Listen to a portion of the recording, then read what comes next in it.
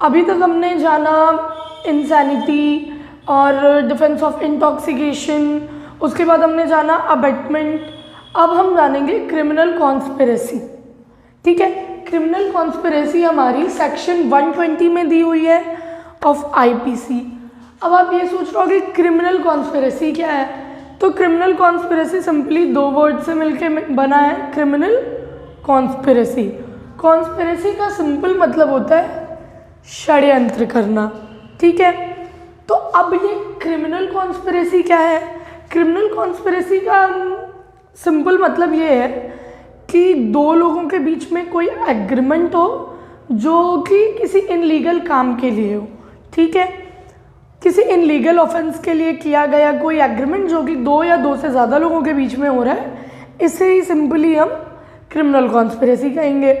अब आप सोच रहे हो कि एग्रीमेंट, तो ज़रूरी नहीं है कि यहाँ पे जो अग्रीमेंट हो रहा है वो रिटन होना चाहिए, यहाँ पे अग्रीमेंट वर्बली भी हो सकता है। ठीक है, बस हाँ, हमने कॉन्ट्रैक्ट में हम सबको पता है कि अग्रीमेंट की सिंपल एलिमेंट्स क्या होते हैं, तो वो रिटन होना चाहिए, टू और मोर देन पार्टीज़ के बीच में होना चाहिए। तो हाँ, पार्टीज़ वाली कंडीशन यहाँ पे अप्लाई होगी, पर रिटन हो ये ज़रूरी नहीं है। ठीक है, अब हमें ये पता है कि क्रिमिनल कॉन्स्पिरेसी हमारी सिंपली इनलीगल किसी एक्ट के लिए कोई अग्रीमेंट हो रहा है कि दो लोगों के बीच में कि हाँ ठीक है, मैं और तुम मिलके बैंक लूट लेंगे, ठीक है, या कुछ ऐसा, तो इसे हम कहते हैं क्रिमिनल कॉन्स्पिरेसी। अब इसके एलिमेंट्स क्या क्या हैं, तो इसका पहला एलिमेंट है नॉलेज। ठीक है, तो सबसे पहली चीज़ जो होती है वो नॉलेज होनी चाहिए सामने वाले को। जैसे ए और बी दो लोग हैं तो दोनों को नॉलेज होनी चाहिए इस चीज़ की। जैसे कि हमारा एक केस है state of Maharashtra and other versus Somnath Thapa and others. अब इस केस में क्या होता है, दो केस इसमें समझिए। एक तो समझ लो ए बी सी डी तीन लोग हैं और तीनों ने मिल के बैंक लूट लिया। ठीक है, ये तो एक कंडीशन हो गई हमारी, सॉरी, चारों ने मिल के बैंक लूट लिया, चारों को नॉलेज है, चारों इसके लिए लाइबल होंगे। पर अब यहाँ पे क्या है, ए बी सी डी ये चार लोग हैं जिसमें से तीन मिलके बैंक लूट रहे हैं और नक्शा बना रहे हैं, ये तीनों इंगेज हैं। डी जो है ये ड्राइवर है, इसे कुछ भी नहीं पता है कि कुछ देर में मेरी गाड़ी में आके चोरी का माल, बैंक चोरी का रखा जाने वाला है। डी एकदम से इनोसेंट है। तो अब इसके लिए कल्पिट कौन होगा, कौन लाइबल होगा, तो ए बी और सी जो है ये लाइबल होंगे और डी जो है वो इनोसेंट प्रूव हो जाएगा। ठीक है, ऐसे ही हमारा दूसरा क्या है, कॉन्स्पिरेसी फॉर सिविल रॉन्ग। अब देखो, अगर हम सिविल रॉन्ग के लिए भी कोई कॉन्स्पिरेसी करते हैं ना, तो वो हमारी क्रिमिनल कॉन्स्पिरेसी के अंदर ही आएगा। ठीक है, तीसरा हमारा है criminal conspiracy is continuing offence. अब कंटिन्यूइंग का मतलब क्या होता है, समझ रहे हो कि लगातार चलते रहना। तो अब इसके लिए हम एक एग्जांपल देखेंगे कि जैसे ए और बी मिलके स्टेप 1 बनाते हैं बैंक चोरी का, स्टेप 1। ठीक है, अब इसमें सी आ जाता है, तो ए बी सी मिलके स्टेप 2, स्टेप 3 में बनाते हैं। फिर इसमें एक नया मेंबर ऐड हो जाता है डी। ठीक है, तो ए बी सी डी मिलके हमारा स्टेप 4 जो कि आखिरी है वो बनाते हैं। अब जो है जब ये पकड़े जाते हैं तो ए बी सी तो भैया लाइबल है ही, डी क्या कहता है कि अरे यार ऊपर किसी प्लानिंग प्लॉटिंग में मैं तो इंगेज ही नहीं था, मैं सिर्फ स्टेप 4 के लिए लाइबल हूँ, मुझे सिर्फ स्टेप 4 के लिए पनिशमेंट मिलेगी।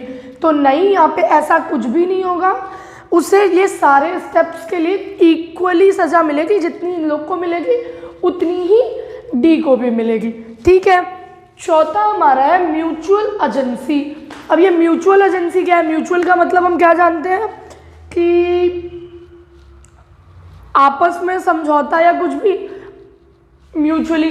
तो म्यूचुअल एजेंसी यहाँ पे ये कह रही है कि कोई भी अगर क्राइम हो रहा है उसमें जितने भी लोग इंगेज हैं, जिन्होंने प्लॉटिंग की है, जिन्होंने उसे केस को अंजाम दिया है, वो सब क्या होंगे, इक्वली लाइबल होंगे। यहाँ पे किसी को कम ज़्यादा कोई पनिशमेंट नहीं मिलेगी, जो पनिशमेंट होगी सबकी होगी।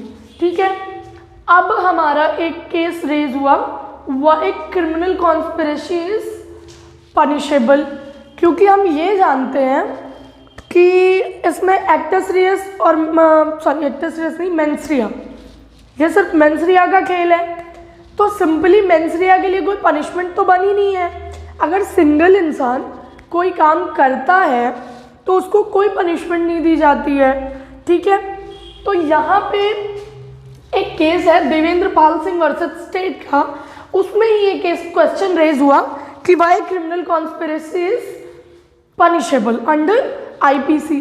तो ये कहा गया कि देखो, एक सिंगल इंसान कोई दिमाग में फितूर बिठाए बैठा है तो वो उसकी मेंस्ट्रिया जो है उसके लिए उसे पनिशमेंट कभी नहीं मिलेगी अगर वो कोई एक्टिव काम नहीं कर रहा है, कुछ एक्टिव रियस नहीं कर रहा है, ठीक है। पर वहीं जब ए और बी दो लोग हो जाएंगे तब ये हमारा जो क्रिमिनल कॉन्स्पिरेसी है ये पनिशेबल होता है। क्यों?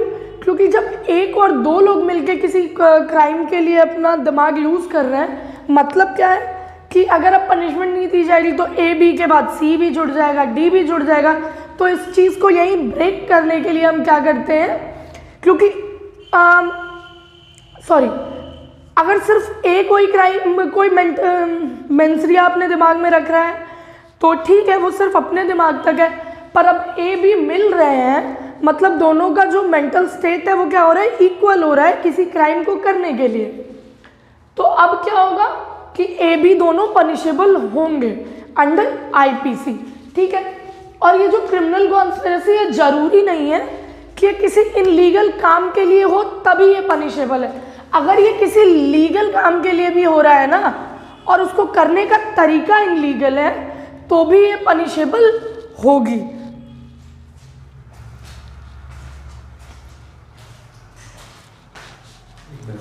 कितने मिनट का हो रहा है?